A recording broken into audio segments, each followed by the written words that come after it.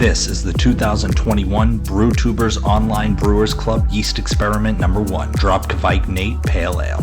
Thank you to our sponsors, Imperial Yeast, 5 Star Chemicals, Beer and Wine Hobby Homebrew Supply Store, Brewing America, all stainless steel mash paddle sponsors. Also Hopsteiner and Yakima Chief Hops. Get brewing.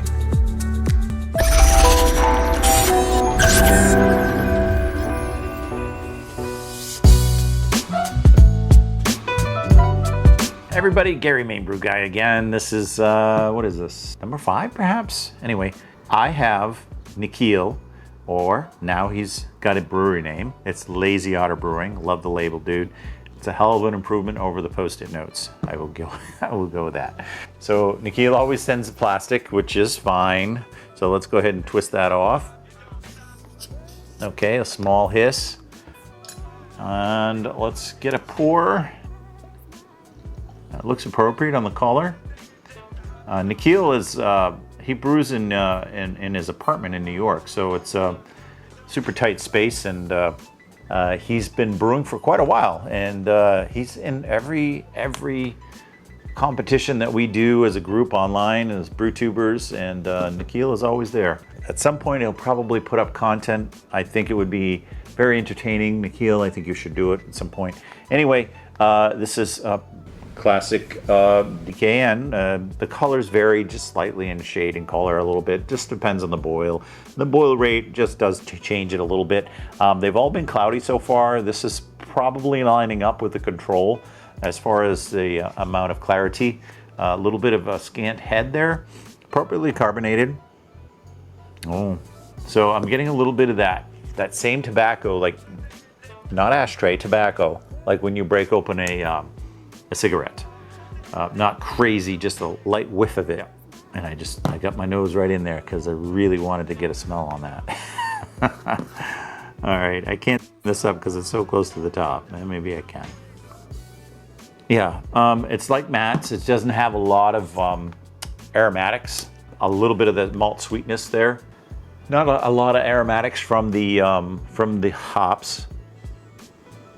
A slight bit of the hop aroma, but it's probably neck and neck with the malt aroma. I'm not getting any kind of yeasty profile at all. It's pretty clean smelling, at least. I would classify this as a pale ale and not a hoppy one, just a pale ale. I'm getting the malt. I'm getting even a little bit of that, very faint though. I mean, tobacco, just very faint. Nice mouthfeel. It's got almost this raspberry quality, but it's not raspberry that I'm smelling. It's some other fruit going on there. It's got a hint of that. It's got a hint of raspberry. That is bizarre. It's just ever so slight. I mean, there's not a lot to hide behind here. There's not a lot of hop aroma. There's not a lot of malt sweetness that's coming through. There's no off flavors from the water profile or anything like that. I mean, we all use the same water. Or the brewing process. The fermentation seems like it's right on the money. It was controlled. I'm not getting any yeasty twang. I'm just getting this like malt sweetness with a little bit of raspberry. It's just like, I've never had a beer that threw off raspberry.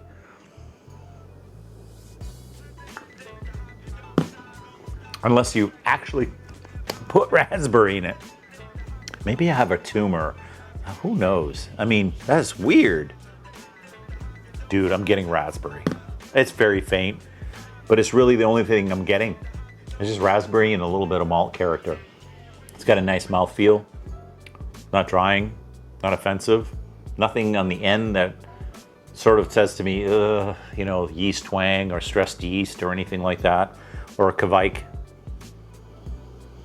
Yeah, just that hint of like a broken cigarette, tobacco kind of thing going on the aroma, along there with the malt sweetness, but very faint.